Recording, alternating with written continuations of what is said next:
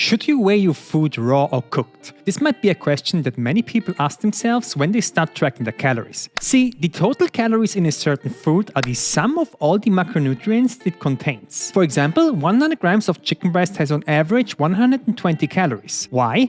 Because it has 4 grams of fat and 22 grams of protein. Every gram of protein and carbohydrate has 4 calories, while 1 gram of fat has 9 calories. So if you do the math, you get 4 grams of fat times 9, which equals 36 calories, and 22 grams of protein times 4, which equals 88 calories, which is roughly the 120 calories for 100 grams of chicken breast. Now, you might think, wait a minute, 4 grams of fat and 22 grams of protein only adds up to 26 grams. So how can the chicken breast weigh 100? This is exactly where the discussion about raw versus cooked food begins. See, the largest portion of the chicken is neither protein nor fat, it's actually water. Over 70% of the chicken breast consists of water weight. If you cook this chicken breast, the water will evaporate and the chicken will weigh less after the cooking process. That's why there is a significant discrepancy between the weights of cooked and raw meat. As you see, the same chicken is now lighter after being cooked. What confuses many people, myself included initially, is this.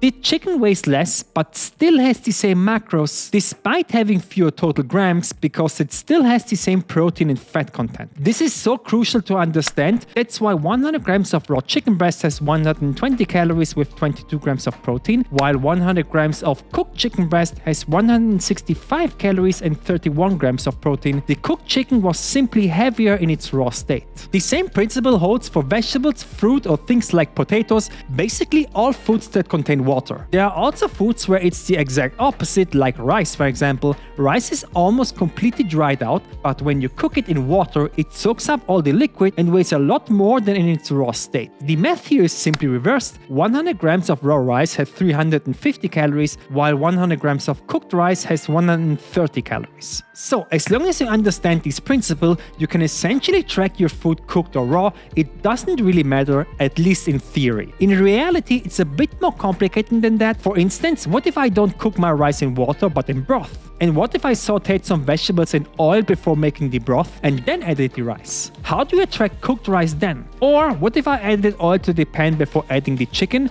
and made myself a stir fry with vegetables, eggs and a soy-based sauce? How do I track this chicken stir fry? And that's why, even though in theory you can track both ways, in reality it's a lot more accurate if you weigh everything before you cook it and then type it into your app, even if you eat plain chicken and rice. It's just not practical to add everything to your plate separately after it's cooked and then type it in one by one. It's much easier to do it in a raw state. So this brings me to the next question. Which of the hundreds of different options do I choose in my tracking app? As you might notice, there isn't only one entry for chicken, there are tons of it, and all of them have different calories and macros. So which one do you choose? See, the reality is that it's impossible to know the exact calories and macros of your meat or food in general. I mean, every piece of chicken breast has slightly different macros. Some may have 21 grams of protein, others have 5 grams of fat instead of 3, making it an impossible task to be perfect. However, the good news is that you simply don't need to be perfect,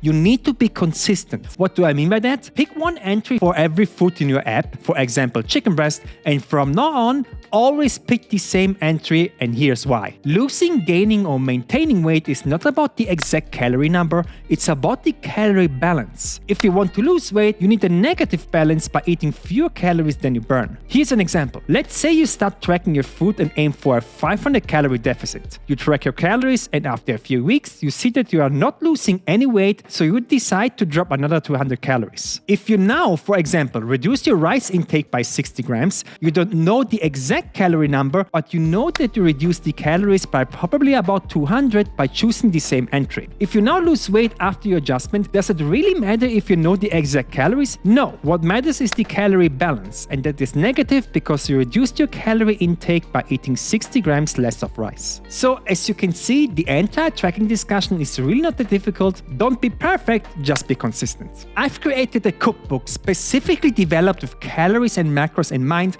to help you lose weight can keep it off for the rest of your life. It's packed with low-calorie, high-protein recipes for breakfast, lunch or dessert, and even includes nutrition tables for vegetables and fruits and the protein content in food. Everything you need is in here, and the best part is that I will constantly be updating the book with new recipes, and you get all the future updates for free once you've purchased it. See it as a lifetime investment into your health. The link is in the description.